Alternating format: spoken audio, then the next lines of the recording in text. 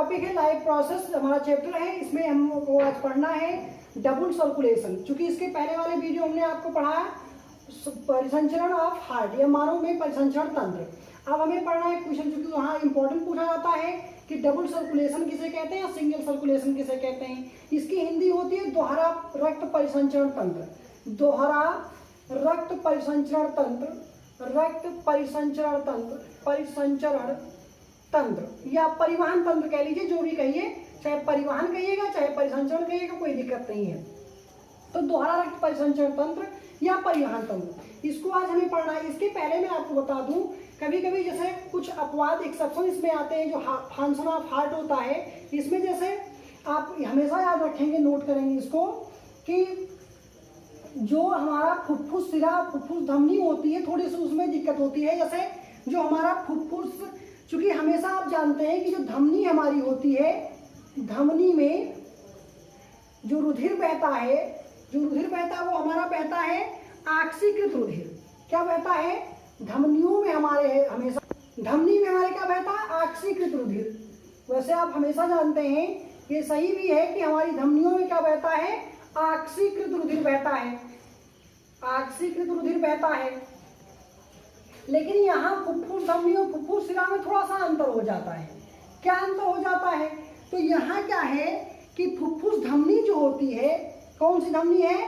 फुफ्फुस जो धमनी है हमारी, फुफ्फुस धमनी, फुफ्फुस जो धमनी है हमारी, इसमें क्या बहता है? तो आप कहेंगे अशुद्ध रुधिर बहता है। क्या बहता है भैया? अशुद्ध रुधिर बहता है, अशुद्ध रुधिर बहता है। और अगर कोई पूछ ले कि फुफ्फुस सिरा में, तो वैसे सिराओं में लाल या सिराओं में, अगर सिराओं की बात की जाए भाई बाबू, तो सिराओं में हमारा बहता है, सिराओं में बहता है, हमारा बहता है सिराओं में अशुद्ध रुधिर। क्या बहता है? अशुद्ध रुधिर बहता है। लेकिन अगर फुफ्फुस सिरा कोई पूछता है कि फुफ्फुस सिरा में, भाई क्वेश्चन में मान लो पूछ गया कि फुफ्फुस सिराओं में क्या बहता है, फुफ्फुस सिराओं में बहता है, फुफ्फुस सिरा में हमारे बहता है शुद्ध रुधिर। क्या बहता है? शुद्ध रुधिर का जो प्रोवाइडेशन होता है वो शुद्ध रुधिर का होता है। तो इसको आप याद रखेंगे कि जो हमारे हार्ट का जो फंक्शन होता है उसमें दो शब्द पॉपुलर आते हैं, फुफ्फुस सिरा और फुफ्फुस धमनी। तो वैसे तो आप जानते हैं कि जो धमनियां होती हैं वो ऑक्सीकृत रुधिर को लेके बहती हैं, यानी उसमें ऑक्सीकृत रुधिर बहता है। लेकिन अगर फुफ्फुस धमनी की बात आती है तो वो उसमें अशुद्ध रुधिर बहता है। जबकि अगर सिराओं की बात करें तो सिराओं में हमारे अशुद्ध रुधिर बहता है, जबकि फुफ्फुस सिरा जो होता है वो शुद्ध रुधिर को लेके बहता है। तो थोड़ा सा एक्सेप्शन है, इसको आप ध्यान रखेंगे। जिसे आप अपवाद कहते हैं तो ये अपवाद है थोड़ा सा, तो इसे आप ध्यान रखेंगे। अब हमें पढ़ना है डबल सर्कुलेशन।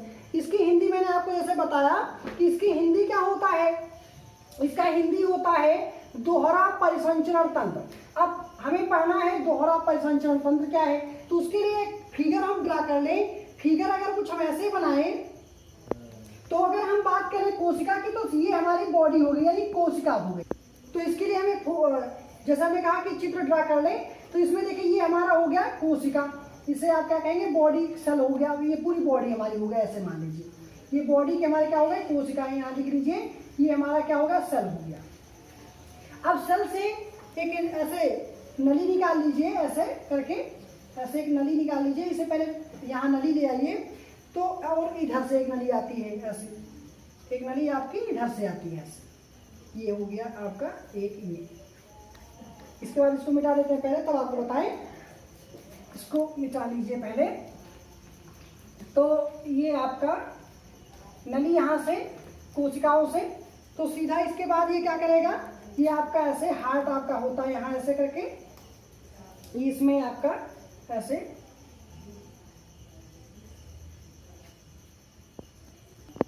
तो ये हमारा डबल सर्कुलेशन हो गया। ये हमारा क्या हो गया? लंग्स या फेफड़ा हो गया। ये हमारी बॉडी की क्या हो गई? कोशिकाएं हो गई। ऐसे आप इसको शो कर लीजिए, बॉडी की कोशिकाएं हो गई। ये हमारा हार्ट हो गया। तो हार्ट में हमारा ये क्या हो गया? ये हमारा हो गया आपका दायां अलिंद, दायां अलिंद हो गया आपका, दायां अलिंद हो गया।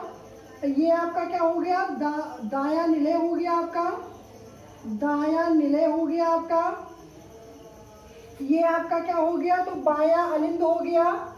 क्या हो गया यहाँ? बायां निलय हो गया आपका। बायां, ऐसा कहिए बायां अलिंद कहिए, बायां अलिंद ये आपका हो गया, बायां अलिंद। और ये आपका हो गया, ये जो है आपका ये हो गया आपका बायां निलय, बायां निलय। ये आपका लंग्स बताया ही है कि लंग्स हो गया।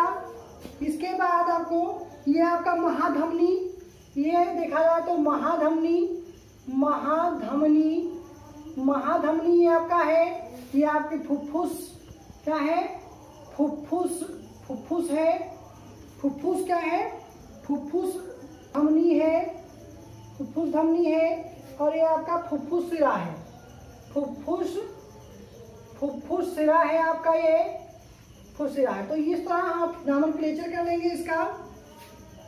यहाँ से जो आएगा वो ऑक्सीजनित आएगा, यानी O2 युक्त आएगा, O2 युक्त। और यहाँ जो जाएगा वो CO2 युक्त जाएगा। क्या जाएगा, CO2 युक्त। तो अब देखिए डबल सर्कुलेशन हम कहते हैं, सबसे पहले आप जानते हैं कि बॉडी में जो बॉडी की प्रत्येक कोशिकाओं ने जो ब्लड लिया है, क्योंकि ब्लड के द्वारा इनको ऑक्सीजन मिलता है, तो ये करते क्या है, जब उसका ब्लड में जो घुलित ऑक्सीजन है उसका उपयोग कर लिया दहन के रूप में इन्होंने, तो क्या करते हैं उसमें जो कार्बन डाइऑक्साइड निकला तो वो ब्लड को दे देते हैं। अब ब्लड कैसा हो गया हमारा, जो हमारा रुधिर है ये CO2 युक्त हो गया, रुधिर हमारा क्या हो गया, CO2 युक्त हो गया। अब ये CO2 युक्त रुधिर हमारा कहाँ जाएगा, सबसे पहले हमारा जाएगा दाएं अलिंद में। कहाँ जाएगा, दाएं अलिंद में हमारा जाएगा। अब दाएं अलिंद से क्या होगा, दाएं निलय में, और दाएं निलय से हमारा होता हुआ फुफ्फुस धमनी के द्वारा सीधा जाएगा हमारा लंग्स में। और चूंकि लंग्स आप जानते हैं ऐड बाई O2 मॉलिक्यूल्स करता है ब्लड में, तो जो हमारा O2 होगा वो लंग्स में हमारा ऐड हो जाएगा, और ये फिर फुफ्फुस सिराओं से होता हुआ हमारा आ जाएगा बायां अलिंद में। और बाएं अलिंद से बाएं निलय, और फिर बाएं निलय से हमारा जो महाधमनी है यहाँ से होता हुआ ये प्रत्येक कोशिश फिर बॉडी के प्रत्येक सेल तक पहुँच जाएगा।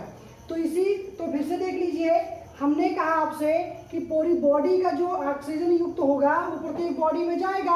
अब प्रत्येक सेल में पहुंच गया, अब प्रत्येक सेल ने ऑक्सीजन का उपयोग कर लिया जो रुधिर में घुला हुआ था। अब रुधिर में जो कार्बन डाइऑक्साइड युक्त चूंकि हमारा हो गया, तो कार्बन डाइऑक्साइड युक्त रुधिर हमारा क्या होगा कि ये आ जाएगा हमारे दाएं अलिंद में, दाएं अलिंद से हमारा दाएं निलय में, और दाएं निलय से हमारा फुफ्फुस धमनी से होता हुआ है कार्बन डाइऑक्साइड युक्त रुधिर जो हमारा होगा ये लंग्स में जाएगा। और lungs by add to O2 molecules, यानी ऑक्सीजन ये जोड़ेगा उसमें और कार्बन डाइऑक्साइड को सोख लेगा, अवशोषित कर लेगा। तो ये फिर हमारा O2 युक्त रुधिर जो होगा ये फुफ्फुस सिरा से होता हुआ हमारे बायां अलिंद में, और बाएं अलिंद से फिर हमारे दाएं निलय में, बाएं निलय में, और बाएं निलय से हमारा कहाँ जाएगा महाधमनी, और महाधमनी से क्या होगा पूरी बॉडी ऑर्गेनाइजेशन फैलेगा। तो आप ध्यान दें कि पूरा जो ब्लड हमारा है बॉडी ऑर्गेनाइजेशन में जा रहा है एक बार, फिर यहाँ से हार्ट में जा रहा है, और हार्ट से हमारा फेफड़े में जा रहा है, फेफड़े से फिर हार्ट में आ रहा है, और हार्ट से हमारा बॉडी ऑर्गेनाइजेशन में आ रहा है। तो एक बात तो हार्ट ने क्या दिया, बॉडी को दिया, बॉडी ने फिर किसको दिया, हार्ट को दिया, तो एक सिस्टम हो गया। अब फिर हार्ट क्या करता है, अशुद्ध रुधिर को फेफड़े को दे रहा है, और फेफड़ा फिर उसे शुद्ध करके यानी ऐड बाय O2 मॉलिक्यूल्स करके क्या कर रहा है, उसे फिर हृदय को दे रहा है।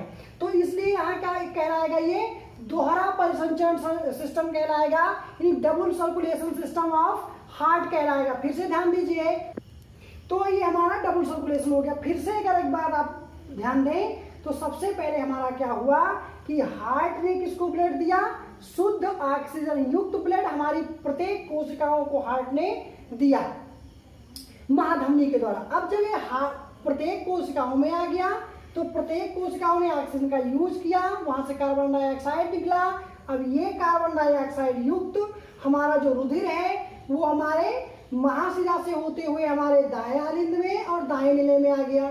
यानी फिर बॉडी को, फिर हार्ट ने सबसे पहले बॉडी को दिया, बॉडी ने क्या किया, हार्ट को दिया, इस हार्ट ने उठाकर फेफड़े लंग्स को दिया, और फिर लंग्स ने क्या किया, ऐड बाय O2 मॉलिक्यूल्स करके हार्ट को दे दिया।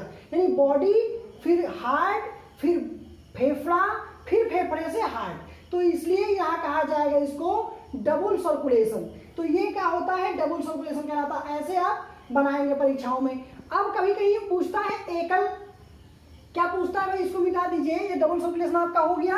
अब कभी कभी पूछता है एकल सर्कुलेशन सिस्टम क्या है, यानी सिंगल सर्कुलेशन सिस्टम क्या है। तो ये देखो बाबू, सिंगल सर्कुलेशन सिस्टम अगर देखा जाए तो ये मछलियों में या ऐसे ही जंतुओं में पाया जाता है। क्योंकि मछलियों में अगर देखा जाए तो जो हार्ट होता है, मछलियों का जो हार्ट होता है वो केवल दो चेम्बरों में बटा होता है, यानी उसमें 4 चेम्बर नहीं होते हैं, उसमें केवल 2 चेम्बर होते हैं। और रुधिर का सारा जो बॉडी पे, आप जान लीजिए बॉडी का जो सारा गंदा ब्लड है, बॉडी का यानी शरीर का गंदा, शरीर का गंदक मतलब CO2 युक्त रुधिर रहेगा। CO2 युक्त जो रुधिर रहेगा प्रत्येक कोशिकाओं का, कोशिका से बना लीजिए, ये आपकी बॉडी हो गई। क्या हो गया, ये आपका बॉडी हो गई। तो जो बॉडी में प्रत्येक कोशिकाएं हैं, इन्होंने क्या किया, ऑक्सीजन का यूज किया। फिर इसमें शरीर से CO2 युक्त रुधिर कहाँ हुआ, हार्ट में आ गया, हृदय में आ गया। अब ये हृदय से सीधा जाएगा क्लोम में। मछलियों में क्लोम पाए जाते हैं, गिल्स पाए जाते हैं जिसे आप कहते हैं। तो ये गिल्स में जाएगा, या क्लोम दरारों में जिसे आप कहते हैं, तो क्लोम में जाएगा। तो यहाँ से फिर क्या होगा, ऐड बाई, यानी गिल्स में या क्लोम में हमारा O2 ऐड हो जाएगा। ये O2 क्या होगा, जुड़ जाएगा। अब जब O2 युक्त हमारा रुधिर हो गया तो ये फिर पूरी बॉडी में जाएगा, प्रत्येक कोशिकाएं उसका यूज करेंगी।